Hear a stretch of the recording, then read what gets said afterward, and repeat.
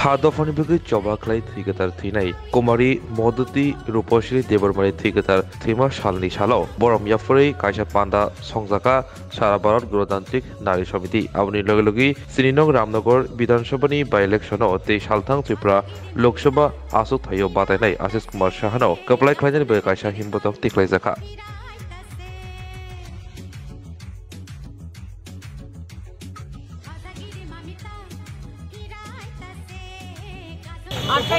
March বাংলার 14ই চৈত্র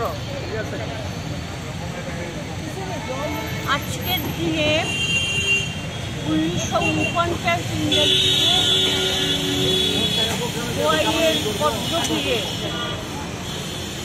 রাজতন্ত্রের বিরুদ্ধে সংগ্রাম করতে গিয়ে এই রাজ্যের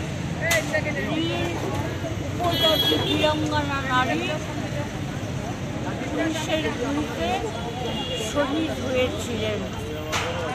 কুমারী মধুতি রূপশ্রী তারা গোয়াইয়ের পদ্মতীরে রাজতন্ত্রের বিখ্যাত কথা পিতুল কথার বিরুদ্ধে প্রতিবাদ করতে গিয়ে সেই দিন তারা শহীদ হয়েছিলেন।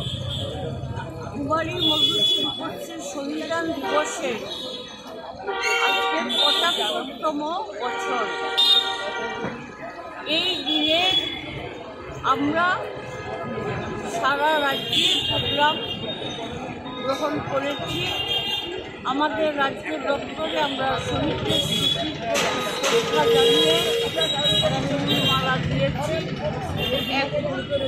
এখান থেকে মিছিল করে আমরা লেকচমনি যাব, সেখানে আমাদের পথসভা হবে। আমরা আজকের দিনে আওয়াজ তুলব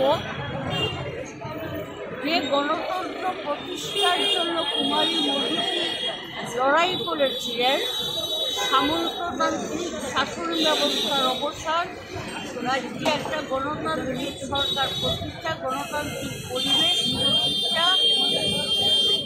আজকে আমরা লক্ষ্য করছি যে আমাদের দেশে, বিশেষ করে আমাদের রাজ্যে গণতন্ত্র আজ আক্রান্ত। বিপন্ন সাধারণ মানুষের জীবন, ভারতীয় সংবিধান পদদলিত, সংবিধান প্রদত্ত মৌলিক অধিকারগুলো আজকে কেড়ে নেওয়ার উদ্যত একটা চক্রান্ত চলছে। সাপদের উদ্যত ফনা আর মানুষের সমস্ত অধিকার কেড়ে নিচ্ছে। আপনারা জানেন এখন ভোটের রাজনীতি সারা দেশে। আমাদের রাজ্যেও ৭ রামনগর বিধানসভা কেন্দ্রে প্রয়াত বিধায়ক সুরজিৎ দত্তের মৃত্যুতে সেখানে উপনির্বাচন হচ্ছে। এছাড়া লোকসভার 2টো আসন, পশ্চিম ত্রিপুরা এবং পূর্ব ত্রিপুরা আসন। এই দিনে আমরা স্লোগান তুলছি যে গণতন্ত্র, ব্যক্তি স্বাধীনতা, সার্বভৌমত্ব এবং সংবিধান যারা মানেন না সেই বিজেপি দলকে একটিও ভোট নয়।